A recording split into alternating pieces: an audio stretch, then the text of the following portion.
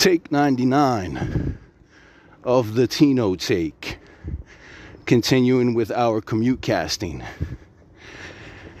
My AI assistant hit me with an interesting question, and I certainly wasn't expecting it.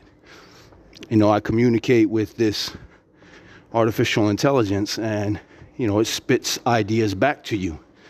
I've never been afraid of technology. I've been in front of a computer since probably about the age of 5 or 6, way back when we had those apples that first started appearing in the school system back in the 80s.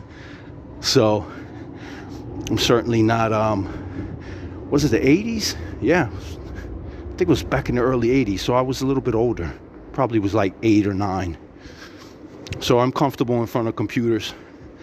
And so I've been watching this technology evolve. And I've been waiting for years for this sort of artificial intelligence that you can communicate with to see, are we going to reach that level of being able to see some kind of super intelligence? And yeah, I mean, look, we can either be scared of technology or respect the fact that we have to coexist with it. And we will. We'll find a way. So my AI assistant hit me with a question. He's saying, you know, why don't you focus on this particular topic in your next take? And the question was, you know, what would you say to your younger self, to your past self? What kind of suggestions would you give your past self, your younger self, about broadcasting? And I was like, whoa, that's a nice heavy topic, and there's a lot to think about. I don't think I'll be able to do this in just one take, because I've actually been thinking about this for like 2 days now, and a lot of things have been coming to mind. So I'll get started right with it. And mind you, I'm doing another level of commute casting. I just got off my shift, and so I'm actually commute casting along the way through the entire commute. Not the entire commute, not all the way home, because it's a long journey home. But I wanted to get you some of those ambient sounds from the metro this time. And it makes it easier for me because I can kind of pace around and I don't have that discomfort, which I need to get over. I need to get over that discomfort eventually of commute casting in front of others, because it's a form of public speaking, something for which I should not have a problem since I've been doing it for so many years. So to my past self, this is an interesting concept, because I learned something similar about this from KRS-One years ago when I was reading the Gospel of Hip Hop, and I heard one of his YouTube snippets where he was talking about communication with your past self and your future self. It's easier to communicate, in my opinion, it's easier to communicate with your past self than it is to communicate with your future self. But I won't get into that philosophy at the moment. I just need to address my past self and say, first things first, first thing that I would tell you is, do not get hung up on the audience. Do not focus on the audience. Focus on your need to express yourself. You're expressing your ideas. And the reason why I say this is because I've given advice over the years, for many years, to creative assertives, which are artistic people.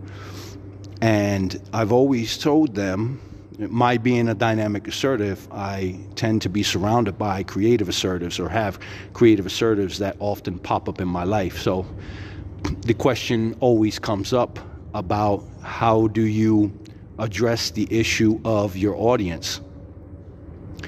And I've always said, remember that your audience is always going to be divided into two groups: those who will praise you and those who will criticize you, and that your art and your creativity should not be influenced by either or.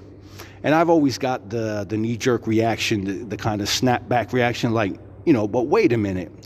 We're supposed to cater to those who praise our work. I mean, creative assertives love to have their art being acknowledged. So do dynamic assertives. And everybody loves to be acknowledged when they do something creative. There you go. There you go. You got to get the... There you go. Get the English version in as well. That's mine coming up. And you shouldn't focus on either or, because even though it's pleasant to be acknowledged for when you do something creative, to have your artwork appreciated, it's a good thing. I'm not saying to deny those good feelings of being appreciated. We all like to be appreciated, but that should not be a motivating factor, because it becomes dangerous. It becomes dangerous when you do something to please others, because that's what ends up happening. And when you do something to please others, to please your audience, you fall into a trap in which you feel like you need to continue to do what it is that you're doing, which has been accepted thus far. And so even though you may come up with other ideas, even though you may come up with other creative forms that you haven't tested out yet,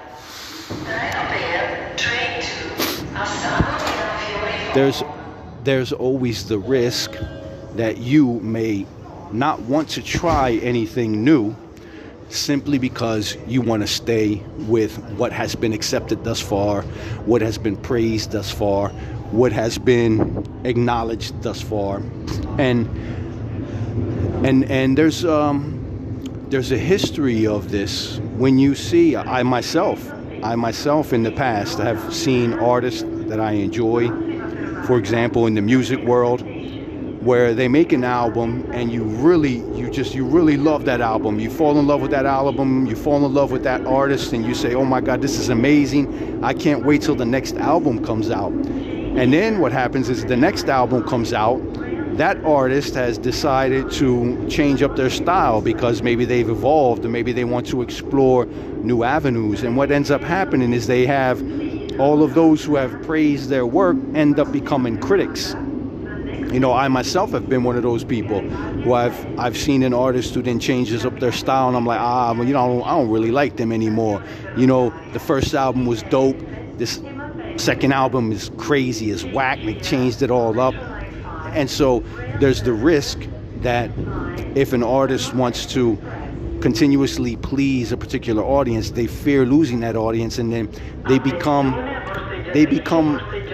somewhat, I don't know, stale, or they become frustrated. Then of course there are those artists who maintain their style, and that's always wonderful, because that means then you get a particular artist that is always putting out styles that you like.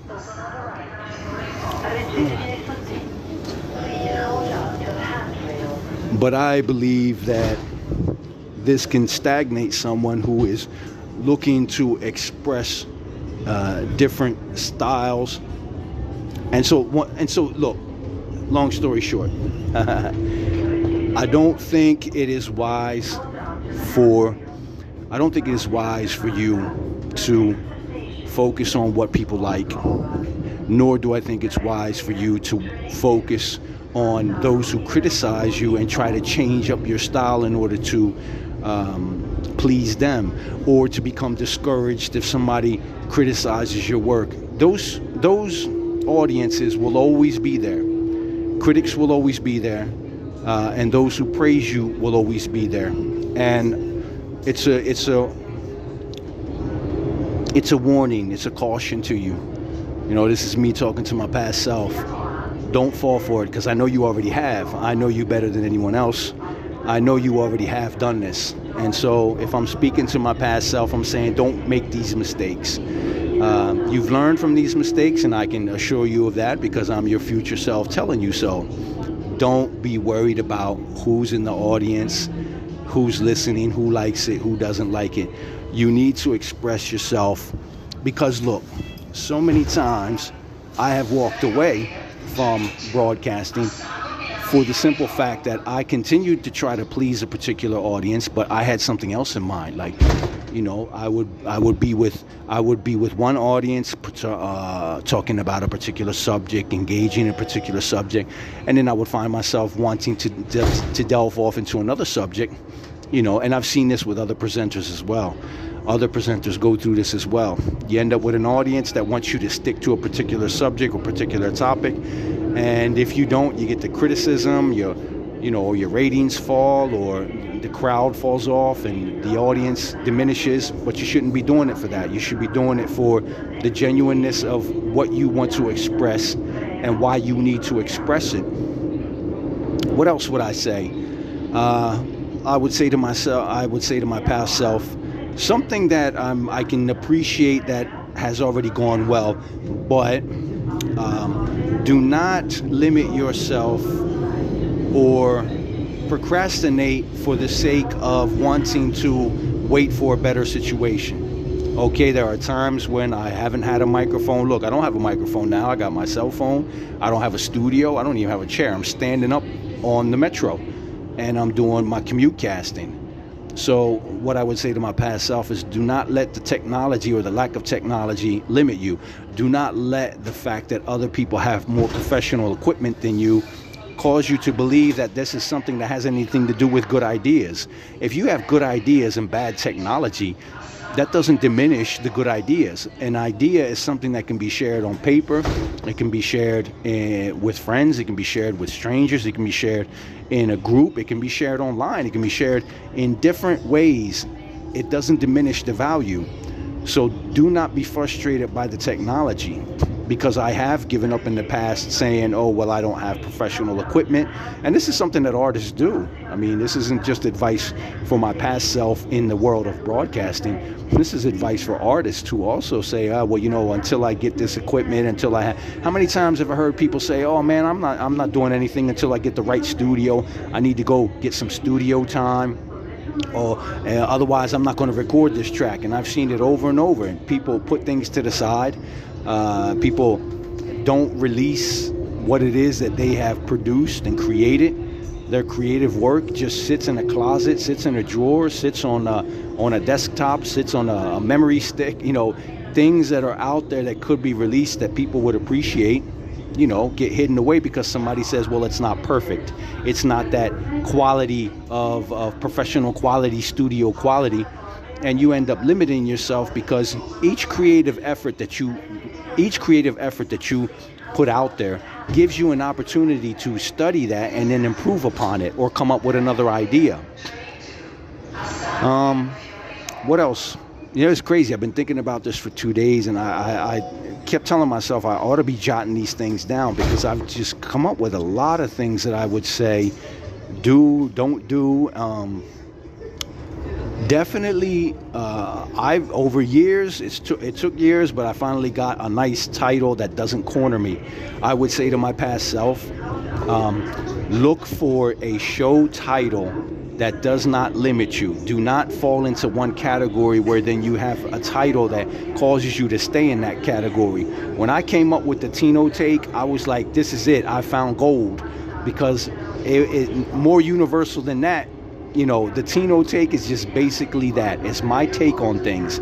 So whatever the things is, I can just give my take on things. And so if tomorrow I want to talk about human design, if the next day I want to talk about world politics, or, you know, if I want to talk about quantum physics, or anything that I want to talk about, I can give my take on it. And so I would suggest to my past self, do not waste time trying to come up with a title for a show that, once again, caters to a particular audience or caters to a particular subject. I mean, when I started out in broadcasting, I was on a community radio station, and what was the name of the show I came up with? I think it was called Positive Living. And I wanted to, you know, focus on health and holistic health and things of that nature. Now, Gary Null, who was the one who inspired me, his show was called Natural Living. So, you know, along the lines of that, I came up with Positive Living. And so that was the name of my show. But obviously, and even Gary Null, his show used to be called Natural Living, and then he eventually turned it into the Gary Null Show. Why? Because when he did Natural Living, people would constantly criticize his show and say, why are you talking about political issues? Why are you talking about conspiracies? You should just be talking about health, vitamins, diet, and things of that nature. And he didn't want to be boxed in. Now, I could have learned from that. No, actually, wait a minute. He actually didn't come up with the Gary Null show when I did my first broadcast. So when I did my first broadcast, he was still doing natural living. So I took that and I turned it into positive living. But then later on, he changed it and it became the Gary Null show. And so over time, I started to change the title of my shows as well. I've gone through all kinds of, what was it? One was the divine performance, and riding the ninth wave, and I've come up with all gene codes. I have all kinds of different shows that I tried, and they all cornered me in. They all cornered me into a topic. And when I came up with the Tino take, I was thrilled, because I was like, this is it. I finally found the one that isn't going to change. You know, I didn't want to have the Tino show, or, you know, just didn't fit for me. Everyone has a show with their name on it. So I wanted to get my name, but I wanted to get something creative. And the Tino take, that worked perfectly for me. So come up with a good title and keep yourself universal. What else? See, now I got that mental block thing going on. And I've been thinking about this question for 2 days, and I had all kinds of things that were coming to mind. See, what the nice thing is that, you know, what I get to express here doesn't change the fact that I have thought about this for 2 days, because it's an important question.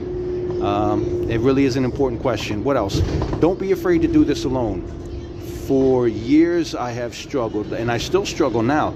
Like, I'm a hip hop MC, right? And I'm still writing songs. I got stuff jotted down. I got bars all over the place. I got 16 bars here, 32 bars there. I have all kinds of stuff jotted down all over the place, but they always end up lingering in those places. I used to be able to, years ago, when I first started to put together hip hop tracks back in the day, I would have, you know, the classic 16 bars, a chorus, another 16 bars. I think once or twice I was able to do a complete track. And one of the things that has always blocked me is the idea of wanting to collaborate with other people. And that has something that has stagnated me. It still does. Like, I can't get through a song. I have a really difficult time getting through a song, because I would rather work with somebody else, even if it's just a producer that I can bounce ideas off. Doing this on my own, I always get stagnated, and I end up letting a lot of things go. Like, I have a lot of songs that I could record, but I don't, because then I don't like the quality, and, you know, I need a sound engineer, somebody who can master my tracks. So I say that to say that in this broadcasting world, I've done the same thing. I've always thought, well, it'd be a lot easier if I had somebody else to collaborate with. And so I would say to my past self, don't fall into that trap either. You can do it on your own. And in some cases, many cases, you probably need to do it on your own. Because now if you hook up with the right person, that's great. That's always great. And that happens a lot. You know, it does happen a lot. People hook up, they form teams, and oh wow, the gate was closed there. Hope that's not a bad sign. There's always a danger in being the last train. Let me see. If it's here, so we're good to go. So I have my train to take me home.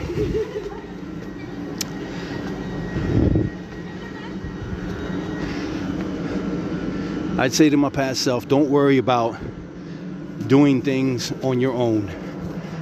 You know, sometimes when you start out, you need to do things on your own. One of the things I heard, there was a talk that I heard from Gary Null, in which he talked about 5 elements for creating harmony. And in those 5 elements for creating harmony, there is the right place, right time, right idea, right person and right support system. And the right support system is very important for bringing projects forward. And that's something that I've always struggled with. Now, realizing that this is part of these elements, I can now understand why many things don't go forward. And without a proper support system, good ideas don't go forward. If you're not the right person for a particular idea, then it doesn't go forward. So having a support system, I realized that over the years, not having that support system has meant that a lot of my projects have not gone forward. Now, at the same time, when I think about it now, and what I would say to my past self, is that the idea doesn't necessarily become a bad idea because it doesn't go forward because you don't have the right support system. If you don't have the right support system, then just go forward anyway, because eventually, when the right support system pops up, when the right conditions pop up for something, you don't want to be starting out from scratch. So that's why some things are worth the while just doing anyway, because you enjoy doing them. They may not go forward, but they don't need to go forward in the way that you desire them to go forward if they're nonetheless going forward. If anything takes off in life, it's because these 5 elements fall into place. If something is a good idea, then that good idea needs to be expressed in the right place at the right time and with the right person who pushes that idea. Like, you need to be the right person who pushes that idea forward, and you have to have the right support system. If you're not the right person, then that idea should be passed on to someone else who is the right person. Like, we need to put our ego to the side, and we need to put our attachment to the side to say, okay, maybe I'm not the right person to push this idea forward. Let me give it to somebody else, which is one of the reasons why I do this kind of broadcasting, why I have done this kind of broadcasting for years, because it's something that is a need for me, and it gives me the opportunity to let go of ideas that I have self-convinced myself that I need to push forward. Just because I have a good idea and I think it's mine and I latch on to it and I attach to it, then I think to myself, well, I'm not going to give this to somebody else. But what if somebody else could do it better than you? If you see that someone can take your idea and do a better job of it, give it to that person. Don't latch on to it. You'll have other ideas in life. Give your knowledge away, and the universe will give you more. Make space for others. Make space for other ideas. Make space for other people to be able to take your ideas forward. Look, I'm not going to sit here and try to remember all that. I keep repeating it, but it's true. I've been thinking about this question for 2 days. I suppose that sometimes the question is not simply just for the recording of an episode. The benefit of it going on to this recording now is there. But perhaps the real benefit was the fact that I've spent 2 days pondering this subject, thinking about what would I say to my past self, knowing everything that I know. And I've come up with a lot of things that I just can't remember them all now. But I think it's been a valuable experience having been able to reflect on this. There you go. Here's something interesting. Don't reflect too long on certain issues. Grab the microphone and just start talking about it. Put it out there.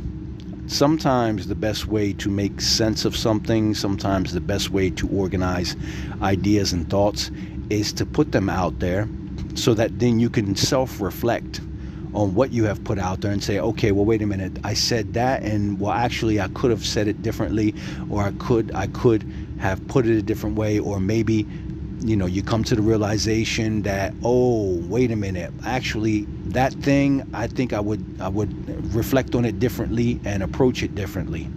A lot of things that I put out there, I then reflect on them and say, actually, I actually disagree with myself, or now I understand what I meant by that, or here's a deeper insight. You go deeper into the insights once you don't focus on them too hard. You put them out there, Oh, that's a new one. I don't know if y'all heard that, but that was a new one. It's a new sound. This train has strange sounds every day. You're not going to get the alarm system or whatever that system is on this take, because I'm going to close this out now. Oh, before I close this out, I have come across an AI podcast. If you see the Tino takes with a deep dive, that is an AI system that basically takes my shows, like this show here that I've recorded, and it creates a podcast about my show. And I'm playing with this in these next couple of days because I find it's funny, it's interesting, it's unique, and I don't know, it may give me ideas. I'll be curious to see what these AI podcast robots are going to say about the different takes that I'm going to play with it a little bit to see what other kind of podcasts I can create from this material. You know, just, I don't know, I came up with this today. I was like, let me give this a try.